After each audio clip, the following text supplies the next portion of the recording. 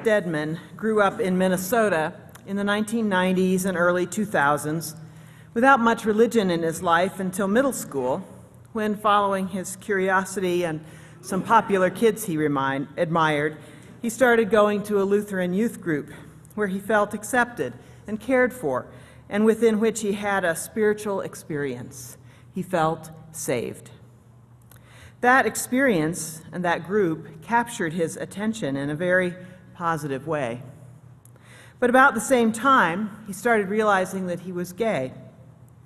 And while that Lutheran community was not particularly anti-gay, he was a smart boy who could read his Bible and was mesmerized by the Left Behind novels, which were so popular in that era. And from them, he found the anti-gay interpretations of the Bible, which were readily available. He went through a terrible few years, praying for deliverance from the fate of being gay and worrying about how he would manage to be both a faithful Christian and who he was. Eventually, his mother became aware of his distress, and she introduced him to a couple of ministers who helped him to understand that there are many ways to understand the biblical texts, which are so often quoted against homosexuality. His reaction at the age of 14 was not so much to be relieved that he didn't have to worry about the fires of hell, but to be deeply angry that a loving God would have left him in such an agonized state for so long. He tells this story in his book, Faitheist, a religious autobiography of a very interesting young man and a glimpse into the world of the millennial generation. At age 15, Chris met Christians who accepted him and his gay activism, and it's clear from the very beginning that Chris felt and feels a real call to activism and making the world a better place. He decided to become a Lutheran minister, went to a Lutheran college. He had no particular crisis of faith there, no one moment of disbelief, but by the end of his freshman year, he was an atheist. He wrote that it was as if, after a long and busy time, he'd returned to his apartment and found that his roommate had moved out, and he hadn't even noticed. There are lots of ways people become atheists, and this is actually a pretty common one. At some point, often in young adulthood, a person just realizes that the God who used to seem to be there has drained out of the world, and there isn't even a hole. Some people sigh in relief at this realization. Others feel a deep sense of loss and dislocation for a while. There are a lot of people in this congregation who, using one label or another, live without any kind of God in their life, and many of you tell stories like this. I've heard them. Some also say that they never did believe in God, sometimes because no parent figure ever suggested they should, but often in spite of a very traditional religious upbringing. I remember, they'll say, I was about 7 and sitting in church and thinking that this was all bunk, they say. I never believed a word of it. Not a few people banish God from their lives in anger, as Chris Stedman almost did. There seems to be just too much suffering in the world to believe in a good God, and who wants to believe in any other kind. Sometimes incipient atheists come to this conclusion on their own. Others encounter people being unkind or foolish. It never fails to amaze me how many people will say things to children like, "Well, God needed your brother in heaven, and you should be glad." Not to mention how people will use anything at hand, and religion is always at hand, to justify feeling superior to others, to repress differences, and to oppress whole classes of human beings. Religious beliefs are powerful, and they can be used for powerful good and powerful evil.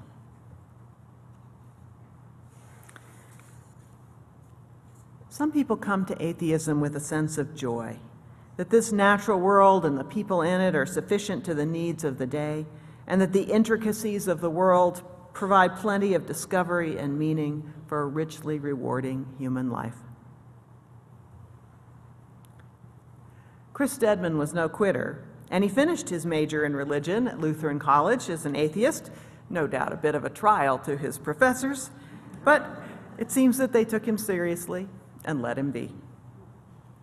He thought he was done with religious institutions at that point, but he discovered that his interest in a career in social justice and social service was going to keep him intersecting with religious institutions.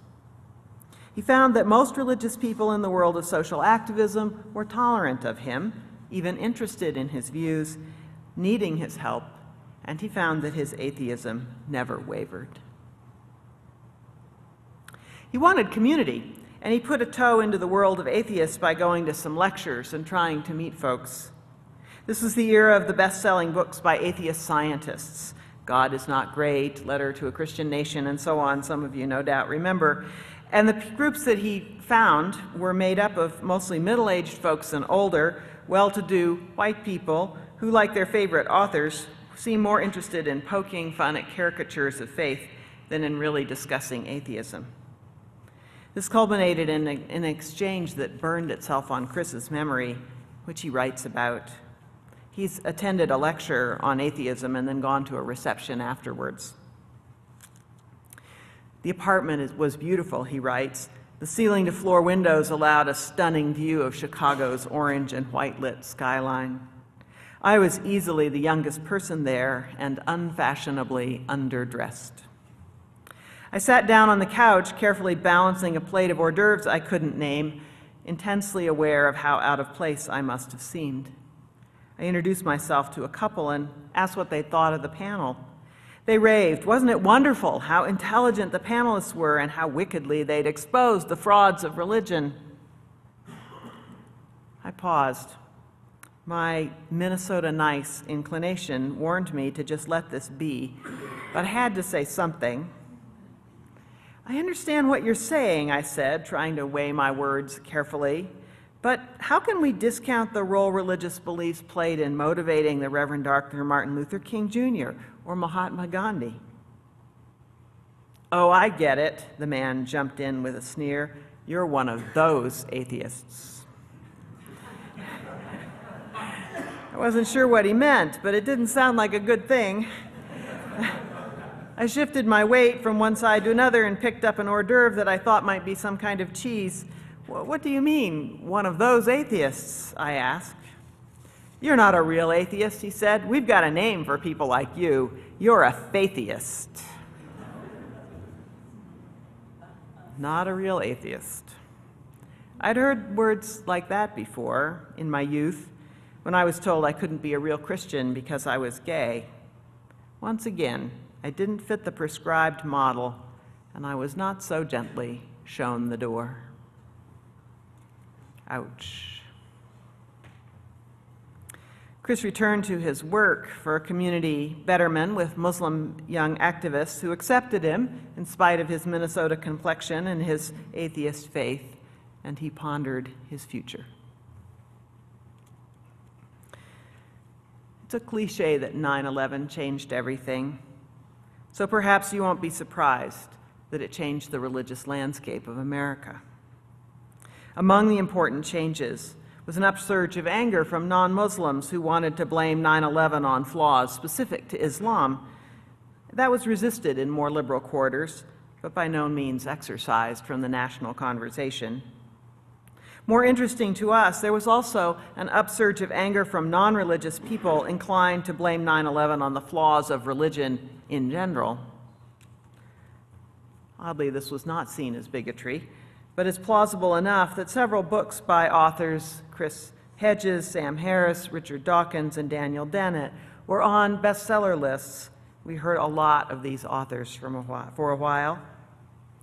Their books purported to extol the virtues of atheism, but they were mostly actually polemics against belief, which is too bad, because the authors missed an opportunity to educate the world. Also, to take a more tolerant attitude towards educate the world to take a more tolerant attitude towards atheism.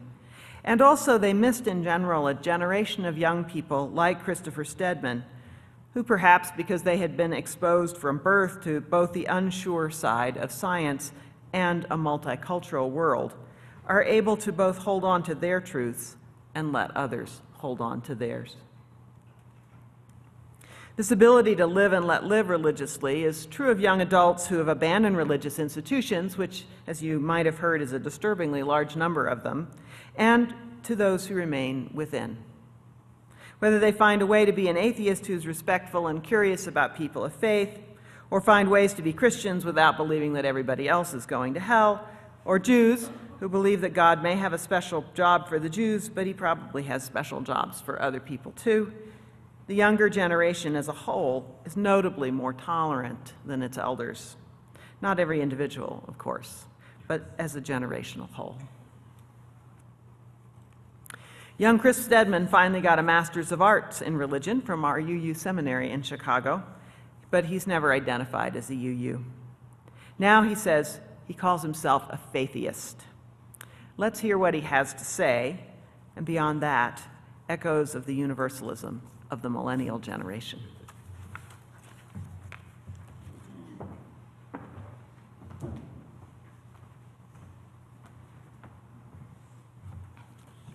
From Mr. Stedman.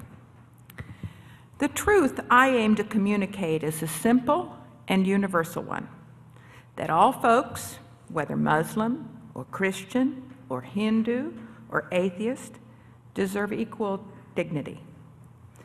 I hope my story will illuminate the problems that arise when we dehumanize people because of their atheism or their religiosity, or when we resort to negative rhetoric and name-calling instead of seeking to understand our differences.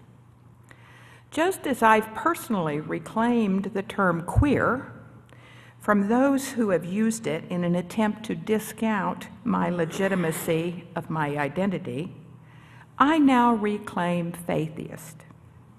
If such a label insinuates that I am interested in both exploring godless ethics and identifying and engaging shared values with the religious, then I'm all for it. To build a strong society, my humanistic ethics encourage me to engage. This is much more than atheism, which is only a statement about what I don't believe.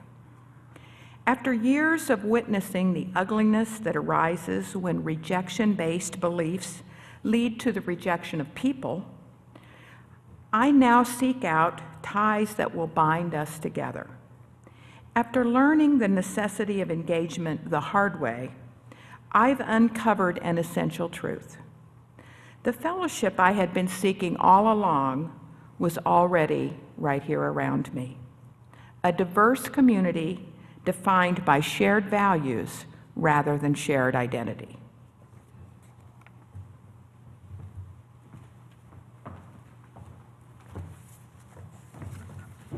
I think he learned a lot in his UU seminary, don't you think?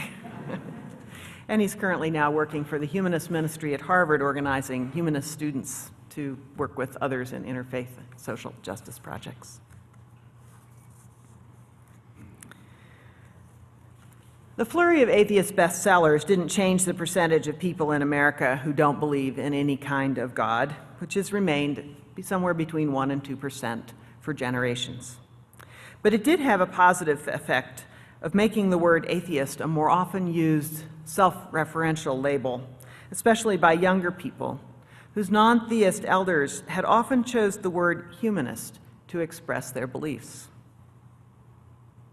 Humanism is a metaphysical focus on human beings rather than any kind of deity, on human good and human progress, instead of on any otherworldly or abstract source of meaning like God, higher power, or love. It's a very ancient theology. Socrates was executed as an atheist, although he really was a humanist. For instance, there's a Christian humanism which is orthodox in belief, but which teaches that God's glory can be found in human beings, and God's desire is for a world of peace and justice within which every human being can develop their greatest potential. But when Unitarian Universalists think about atheism, think about humanism. My papers have gotten all confused here. Wait a minute, here we go. Let's hope that's all. Let's hope that's the end of it. We'll see. When Unitarian Universalists think about humanism, we tend to think of a movement which began after World War I here in America, which said basically that there is no God as we have been taught, but that human beings and this life should be the source of meaning and purpose for human beings. The word humanism has a great advantage over atheist because it states a positive rather than a negative. Atheists don't believe in God, but humanism extols human good as its central value. And although for a while there in the 80s, the religious right tried really hard to give what they tended to call godless humanism a bad name, it appears that they failed in the end. There's a humanist religion, religious organization with a few congregations, a way to ordain leaders, and so on. But most people who called themselves humanists over the years were and are members of Unitarian Universalist congregations if they're part of an organized religious body. Indeed, for the middle half of the 20th century, it was the dominant theological style amongst us, often dominant to the extent of muscling aside UU Christians and theists. Of course, in a non-creedal church such as this is, people can belong whatever they believe, so there have always been liberal Christians and theists amongst us. But there were a couple of generations in which the style of most of our congregations was pretty relentlessly humanist only. Furthermore, that humanism had a very rationalistic and a very optimistic bent. This is in contrast to, for instance, the philosophy developed by a small number of African American humanists, some of whom are also UUs. It's interesting to note that while humanism among European Americans has been in a fallow period in this century, the 21st century writing and development in humanism is coming from these African American scholars, particularly a fellow named Anthony Pinn, who teaches at Rice. He has become a spokesperson for African American humanism in many quarters. He says that African American humanists focus on the human and reject the idea that human beings are accountable to any God, and are committed to social transformation for the good of all people. That's pretty much the same as European American humanism. But, here are the differences, who honor and understand the important role played by religion in the African American community, presumably in other communities as well. And African American humanism is also more aware of the destructive tendencies of human nature, whereas white European-style humanism has been, well, maybe we should say incautiously optimistic about human nature and human possibilities. It'll be interesting to see if this current upsurging of humanism brings some balance, life, and diversity into humanism and into Unitarian Universalism. But in the 1980s, UUism as a whole began to take a slightly different path. Instead of continuing to develop as an exclusively humanist community, we started down the path of becoming a religiously diverse community. The style of worship, or as humanists preferred to say, religious assembly, preferred in many UU places, including in this church in the 1960s and 70s, was pretty austere. In this church, for instance, there was no singing. Singing was seen as too dangerous to religious freedom because one might find oneself singing things one didn't believe. On the other hand, the UU church that I grew up in was a little more usual in that we did sing, but responsive readings and unison readings were outright forbidden, and religious images had no place in the congregation's life. There was no chalice, nothing like this mural, just austere white walls and bare wood and glass windows onto the trees outside. This congregation, interestingly, chose to erect this multi-religious mural, which is a symbol in itself of honoring the religious impulses of all people. Well, the baby boomers as a generation never took to their parents' austere outlook on religion. And perhaps more importantly, their elder sisters and mothers got very interested in the 1980s in the ancient religions that had a feminine deity and were ritual-based and symbol-bearing. This was a movement that was profoundly disturbing to the male humanists in their lives, but it began to have an effect on UU churches in the 1980s. When I arrived here in 1988, my mandate, from the search committee at least, it later occurred to me to wonder how widely shared this was to warm things up around here so that So it's not a lecture concert. And also, by the way, we noticed that every other UU church that we studied as a search committee had a choir, so why don't we? So we have a choir now. We UUs are more flexible than many religious people, but we did have our moments with that agenda, as some of you will remember. I always felt that I had a powerful ally in this mural to say that it really is important in the context of our worship to mirror the wisdom of the mural, that there are important truths to hold up in all the world's faiths, and that the presence of different ideas, practices, words, and definitions enriches our conversation. So this is now a congregation which in both theory and practice, de facto and de jure, is a theologically diverse congregation. And that seems to be an important part of our robust and surprising growth through these last 20 years. Today we're focusing on the end of our theological spectrum, which manages life without service of deity, atheists, agnostics who lean against believing in God, humanists, and this intriguing new word, faitheists. Next week, we'll focus on the kind of spirituality found in all religious traditions, in which service is our prayer, which focuses our lives not so much on religion per se, but on making the world a better place as our primary spiritual practice. The week after that is Easter, and we'll take the opportunity to unpack some of the wisdom around the Christian idea of resurrection.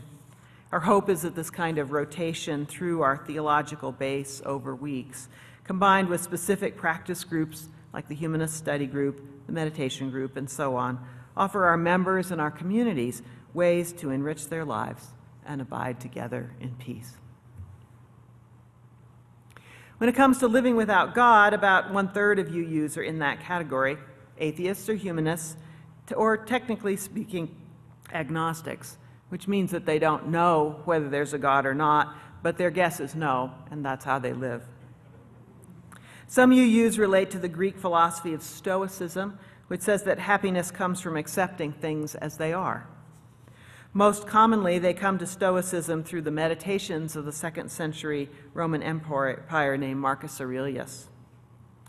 Their social philosophy of Stoicism is universalistic. As one Stoic famously said, "I am not an Athenian or a Corinthian, but a citizen of the world." And that's very attractive to modern liberals. Stoicism teaches that people should live in peace and helpfulness with each other, also attractive. That's their social justice end. The traditional Stoics believe that God is totally in the universe, a pantheist attitude.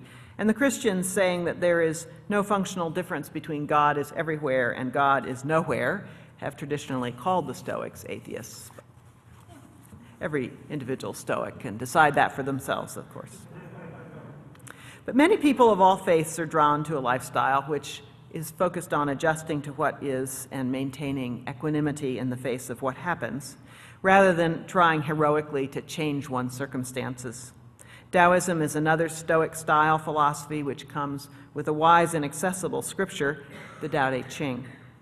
The Tao Te Ching's theology falls into the abstract deity category. No friend do we have in God in Taoism, but there is a higher power there. Taoism as a religion, as it developed in China through the centuries, merged with folk and nature traditions and ended up with a lot of deities.